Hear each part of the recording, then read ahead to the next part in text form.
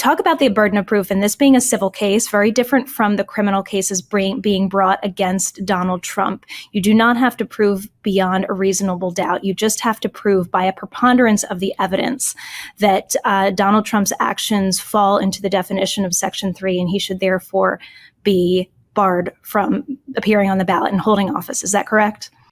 That's absolutely correct, and that's incredibly insightful. And Jessica, the reason why that's important is because so many people are bringing up about this. Well, he hasn't been charged and he hasn't been convicted.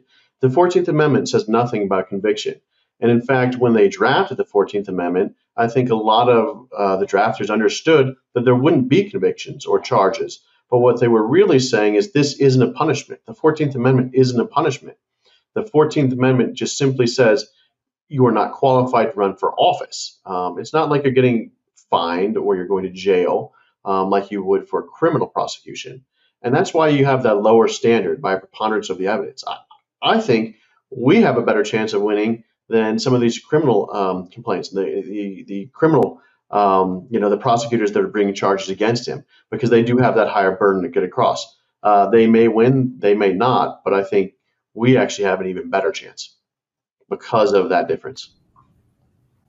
You know, I've asked Donald Sherman, chief counsel at Crew, your co-counsel now, about the burden that this puts on Secretary of States to define the term insurrection on their own. I've kind of just raised that challenging argument, and he gave me a very clear answer. I heard again last night Noah Bookbinder pressed on this issue, but I got to be honest with you, Mario. After reading this 105-page lawsuit, and I encourage our listeners and viewers to go to Crew's website, citizensfortheethics.org, and read the complaint yourself.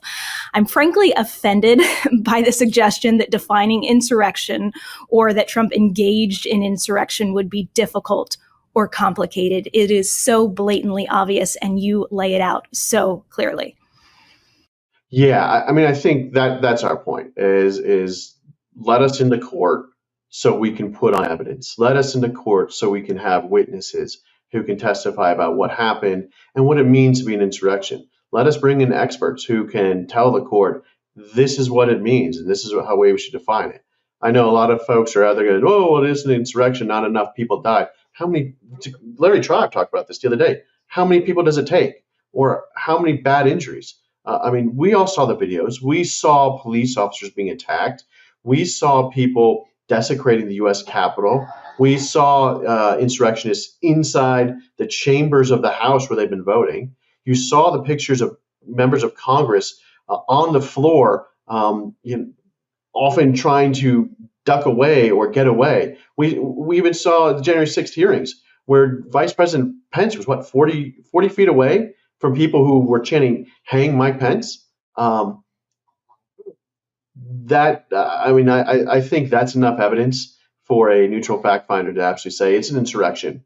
And then when you look at what Donald Trump did in the lead up to that in bringing the people to the Capitol, something that's never been done before, telling them to walk to the Capitol, riling them up, telling them to fight, telling them, targeting Mark Pence, and then doing nothing once he knew that there was violence. Once he'd been informed there was violence and he could stop it, he didn't for hours and hours, which in itself is its own act. And I think when you look at that all together, we are very confident that we'll be able to prove it.